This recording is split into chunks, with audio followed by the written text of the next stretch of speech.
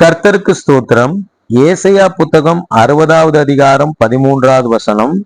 என் பரிசுத்த ஸ்தானத்தை சிங்காரிக்கும்படிக்கு லீபனோனின் மகிமையும் தேவதாரு விருட்சங்களும் பாய்மர விருட்சங்களும் புன்னை மரங்களும் கூட உன்னிடத்திற்கு கொண்டு வரப்படும்.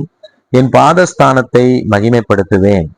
எனக்கு அருமையானவர்களே, புதிய ஏற்பாட்டினுடைய கூற்றின் பிரகாரம் நாமே தேவனுடைய வாசஸ்தலமாக, தேவனுடைய ஸ்தானமாக, அவருடைய பாதஸ்தானம் இருக்கிற அவருடைய ஆலயமாக காணப்படுகிறோம்.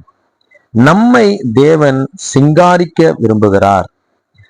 லீபனோனின் மகிமையின் மூலமாகவும், தேவதாரு விருட்சங்கள் மூலமாகவும், பாய்மர விருட்சங்கள் மூலமாகவும், புன்னை மரத்தினாலும் நம்மை அவர் அழகுபடுத்தி நம்மை சிங்காரித்து நம் மூலமாக அவர் மகிமை அடைய விரும்புகிறார்.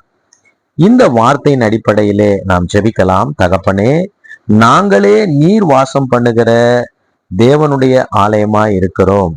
நீர் எங்களை சிங்காரிக்கும்படிக்கு லீபனோனின் மகிமையையும் தேவதாரு விருட்சங்களையும் பாய்மர விருட்சங்களையும் புன்னை மரங்களையும் கொண்டு வந்து எங்களை சிங்காரித்து உம்முடைய பாதஸ்தானம் காணப்படுகிற எங்களை நீர் ஆண்டவரே மகிமைப்படுத்த விரும்புகிறீர்.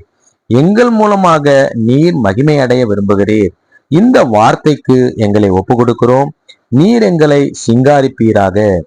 ஆவிக்குரிய காரியங்களிலே எங்களை சிங்காரிப்பீராக. ஆண்டவரே, எங்கள் மூலமாக நீர் மகிமை அடைவீராக. இப்பொழுதும் இந்த வார்த்தையை, ஜெபத்தை கேட்கிற ஒவ்வொருவரையும் ஆவிக்குரிய ரீதியிலே நீர் சிங்காரித்து அவர்கள் மூலமாக நீர் மகிமை அடையும்படியாக நான் ஜெபிக்கிறேன். கர்த்தர் அவனமாகவே செய்தபடியினாலே நன்றி சொல்லுகிறேன்.